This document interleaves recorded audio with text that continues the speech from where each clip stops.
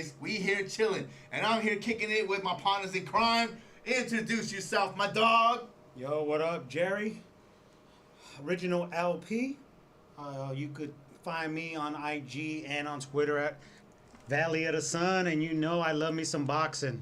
So let's get into it. This new segment. Thank you all for joining us tonight.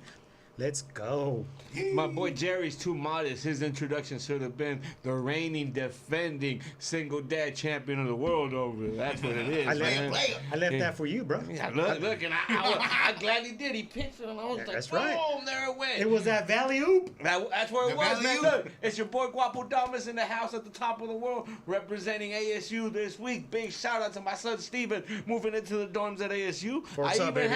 even had a bunch of people that reached out on the 4 Level Boxing page who were cool enough to interact with me, man, and reach out and be like, hey, I remember when I was at that dorm, and some of the pictures that I posted, they was like, brings me back to when I was young. So that's even cool that even on the page they interacting with us like that. You know what I mean? Yeah, hey, the freshman dorms, bro. If you went to ASU, you know about them freshman dorms. I've been there. I had a great time. Same. Hey, listen. Yeah. We kind of had a background back there. You know what I mean? Listen, It's but funny when you posted that picture, man. I was all like, what? So They haven't got- changed the they- freshman dorms at all. They haven't at all, bro. I was like, Damn. they got one just like that in Prescott? Yeah. I was like, all right, cool. But you were like, I was like, oh, it made more sense. Forks up. Let's go, Devils. Let's have a good football season, baby. It is, man. Listen, I'm going to segue off real quick, man. Last time, me and Mr. LP got into a conversation in here that actually ran pretty deep, and we went into the night with it, right? The question had been, examples of times when you've seen a fighter who came with it, had enough heart to get dropped in a fight, have enough resiliency and enough heart to get up and then finish out the fight. So this time, though, I'm asking you guys slightly different on that question. The ones that were weaker? No, listen. This time, tell me a fighter that you may remember who actually took that hit and then either decided to stay down, decided to not get up, decided to quit, or was just plainly knocked out. There's plenty of examples of it. Go ahead and give it to me. Go ahead, Jerry. Let's go ahead and get that one wrong, bro. So we talking about like unbelievable. Just soft ass pansies, if you will. Well, I don't know, man. It's not necessarily just that too, because I also said that may be somebody Well, who the person I'm about actually to did get caught. I think you guys will agree. And went to sleep. But All right, Jerry? so again, man, this one lives rent free in my dome. It was amazing to see because that pop, and then just see that man go, boom, like Rocky Balboa, or like Apollo Creed fell down in Rocky 4. Wait, hold against- on, I'm interested now. Where you going with this? Argentina. Bro. Let's start off with that, right? Yes, sir. What was These that? I'm both very guys curious now, man. were both like at the pinnacle of their careers. Top 5 pound for pound. They probably both were. Wait, we talking about a fight with 2 top 5 pound for pound fighters in it. we are. Holy shit! Keep This talking. he already knows. But it was one of those shots where both guys threw the same shot at the same time. One just got there a hair, half of, not millisecond, right before the other dude. And we're talking about quality boxing, but at the end of that follow through, Mr. Paul Williams took that shot from Sergio Martinez in Atlantic City or was it Atlantic City? I think Mohegan Sun, Connecticut, something like that on the East Coast. It was the East Coast. I don't remember. Wow.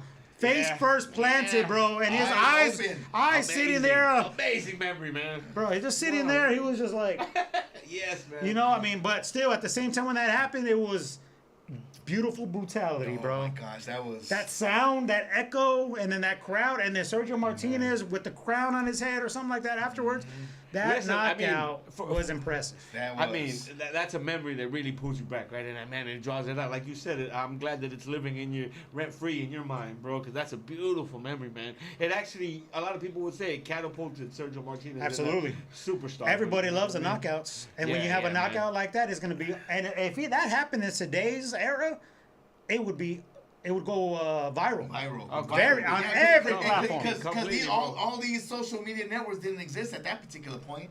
You know what I'm saying? Best believe that would have been a highlight reel that would have been shared all across the freaking platforms. Everywhere, bro. But it was way before that. It's time. Well, it wasn't really that ago. No, I mean it's modern was a while enough to ago. where I mean, you might be able to circulate some footage of that, still make it No, go but- viral. oh, bro. yeah, That's how like nice it was, you How know. long was that one? I'm gonna guess probably within the last 15 years for sure. So that was a while ago. It seemed like it wasn't that long I ago. know, I was just thinking Jeez, that, but man. yeah, it has definitely at least been 15. So shout out Bro. to Paul Williams. I know Shout out to Paul Williams. Yup, big for taking time. that Oh, punch. wait, we actually had the honor to meet that man. We met him in Vegas. Where'd you guys meet him at, bro? We met him in Yes, Vegas. in I want to City. say it was probably for a big fight weekend. It was a big fight. It was. Fill me Cole- in. it was This How was- was he? Cole He was cool. He was cool. I mean, Oh yeah, hella that's cool. it. The only thing is he was in the wheelchair by then. Oh, And if okay. you So know it was the that- Paul- that was after- And the Paul Williams Yeah. story After. was he had a motorcycle accident while he was in training, if I'm not mistaken. He was gonna have a big fight with a big name. Yeah, I can't remember. lined that, but up. It was a big fight. though. And I think it might have even been Mayweather or somebody along those lines. It was a big fight, but he got injured in in a motorcycle accident that left him in a wheelchair for the rest of his life. And a Man. couple of years after Such that, a tragic story when it took that turn, man. absolutely. I mean, you just never know when Yeah. little things like that can happen to you. You're on top of the world, Yeah, man. and then life humbles you. So. Yeah, Mr. Guapodamas, you always live on top of the world. Yeah, no, Enjoy man. every day, I gotta bro. watch out as I'm looking down. I'm like, whoa, looking down from down here, man. All right, listen. That I'll was- keep that was shifting, a bro. good memory right That- there, that's man. a that's That a was good one memory. for Jerry, man. That was a good It memory. actually brings Paul me back. Williams, like I said, Sergio man. Martinez, round 2. Man, rent Alright, free, bro. So the one that I think of when I think of it, and it wasn't a knockout that ended it like that, where it was like, oh, walk away because he's not getting up, you know. He actually attempted to get up, man. My memory that I have, and I'll never forget, was watching. Trevor Burbick. And, no, listen. And big shout out to my man Little C out there because we were watching the fight together, right? Kostya Tszyu. Fighting Zab Judah. Super Judah. And man, Zab Judah used to just be such a monster, and he used to talk so much shit, and he used to back it up for the most part. You know what I mean? But seeing him get caught and humbled like that, and then get up and start dancing merengue as he was trying to stand up. Oh my goodness, bro! I'll never forget it. Maybe- Oh my man. Maybe Adrian Broner learned how to dance watching Zab Judah fights. Yes, he did, man. Yes, he did, man. Oh, But that's the memory that comes out into my mind when I think of that. And then him actually being kind of a dumbass afterwards, right? And going after the ref like the ref had anything to do with that being stopped. You know, I mean, the referee had to stop it. There was no way around it. You know. Yeah, he was more like, who there? You Yeah. know, like no idea what was going on. So I guess I misinterpreted the question because I had other top fighters that I had in my mind. No, listen, What you you didn't gotta misinterpret say. the question because the question was layered, right? It was either somebody who got dropped, somebody who couldn't continue, and it was in a memorable fashion where he tried to get up Well, and then that's I was- why I I was went thinking with more it, that or just somebody they who didn't didn't want have to. enough heart and didn't want to get up. So I already made my answer regarding what this one will be, but I do have a couple I wanted to share regarding the men's. I'll make this real quick and fast. You know me, I know. I'll make this long story long, but I'm trying. But here we go. So, for me, for the guy that freaking went down and refused to stay down and kept trying to freaking fight and give it his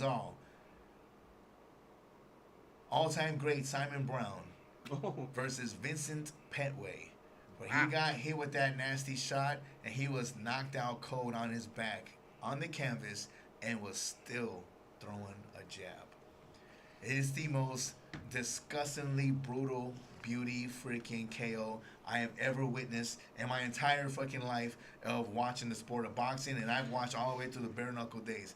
That's the nastiest I apologize knockout. for doing that. He made me do that. I didn't want to. I didn't want to do Yeah. that. Is that what he was doing? It's He in was poor punching? taste. Dude was out cold, and his eyes were closed actually, but he was knocked out cold, snoring, but his fucking punches were still going. I Man. talk about a freaking warrior, man. That was jaw. I was a kid, So, but I couldn't believe it. you guys fill me in on that, right? Experts and the clown, like the clown's asking here, what's going on there? It's a nerve What- reflex. It's incredible to see it, muscle man. memory. Completely, to me, Again- watching on, it's like so incredible to see somebody who's So out. Vincent completely Petway out. was I'm not gonna say no, but he was a former multi-world champ, but he's nothing of greatness. But This fucking dude loves to shit on but people no, left listen, and right. listen. He said nobody. He said I'm multi-world talking champ. about he's not gonna be accused of no all-time great, but he knocked out an all-time. Simon Brown is an all-time great, but that's what I'm trying to get at though. You know, he built differently, like down to his core. Simon Brown was a fucking fighter, and it solidified while he was sleeping. Like literally, he was out cold. If you guys need to go again, Vincent Petway, Simon Brown, Google it. Man. Oh my goodness, Simon Brown was laid out on his back, stiff as a board, and his punches were still being thrown out there. Yeah, you don't Insane. you don't see that reaction so much anymore, and I don't know if that has a lot to do with conditioning of this new era of fighter. Yeah, I mean, it obviously, might be you look something at where it's a different type of a knockout that's happening now. absolutely. I mean, you get the tempo shots, right? The equilibrium shots, and they kind of do the dance and stuff like that. You know, it looks like a reindeer coming out the womb, dancing, walking for the first time, kind of dance. You know? I have an opinion or a thought process in regards to that. I'll share. I think it's because of the modern science rehydration.